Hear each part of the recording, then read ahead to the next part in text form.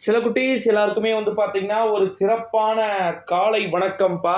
வீடியோக்குள்ள போறதுக்கு முன்னாடி, தமிழகத்தில் பள்ளிகள் திறப்பு மீண்டும் ஒத்திவைக்கப்படுகிறது அப்படின்னு சொல்லிட்டு, ஒரு இன்ப அதிர்ச்சி தகவல் நமக்கு கிடைக்கப் பெற்றிருக்கிறது. அதை பற்றித்தான் இந்த வீடியோல நம்ம பார்க்க போகிறோம் அப்படின்னே வந்து சொல்லலாம். ஆனா ப்ரோ இன்னுமா ப்ரோ அப்படின்னு வந்து கேட்டீங்கன்னா, ஆமாம்ப்பா.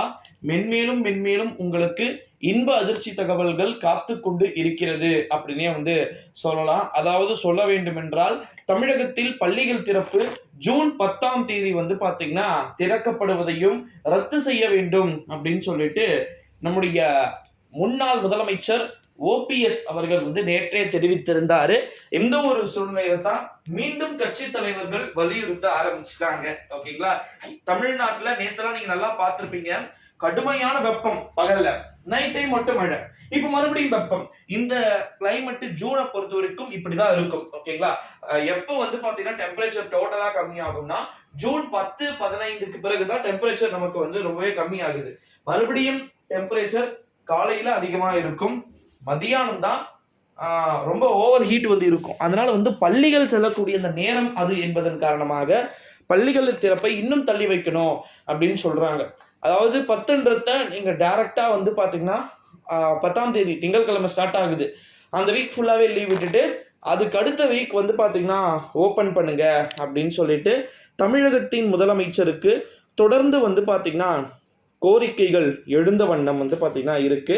ஏன்னா இப்ப இருக்கக்கூடிய கண்டிஷனுக்கு ஜூன் 9ஆம் தேதி வரைக்கும் லீவ். இன்னும் நமக்கு வந்து 1 வீக்குக்கு மேல லீவ் வந்து கண்டினியூ ஆகுது. ஓகேங்களா? ஆமா 1 வீக் இருக்கு. இன்னைக்கோட கணக்கு சேர்த்தோம்னா 8 நாள் இன்னும் நமக்கு வந்து ஹாலிடேஸ் தான் ஸ்கூல் ஸ்டூடெண்ட்ஸ்க்கு. இந்த ஒரு சூழ்நிலையில தான் 17ஆம் தேதி பள்ளிகளை திறப்பது நல்லது அப்படின்னு சொல்லிட்டு கோரிக்கைகள் எழுந்திருக்கு. 17ஆம் தேதினா இன்னும் உங்களுக்கு 2 வீக்ஸ் வந்து லீவ் இருக்கணும் அப்படின்ற மாதிரி வந்து சொல்றாங்க.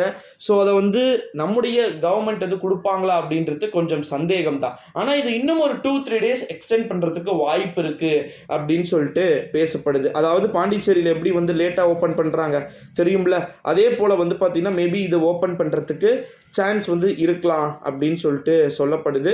அதையுமே நம்ம கொஞ்சம் வெயிட் பண்ணி தான் வந்து பார்க்கணும். தமிழ்நாட்டில் நிறைய ஸ்டூடெண்ட்ஸ்க்கு வீட்டில் இருக்கிறதுக்கு போர் அடிக்கலாம், வீட்டில் இருக்கிறதுக்கு ரொம்பவே கஷ்டமா இருக்கலாம். பட் இருந்தாலும் நேற்று திருவள்ளூர் மாவட்டம் திருத்தணியில 108 ஃபாரன்ஹீட் வெப்பம் கொளுத்தி இருக்கு. கொடூரமான வெப்பம்.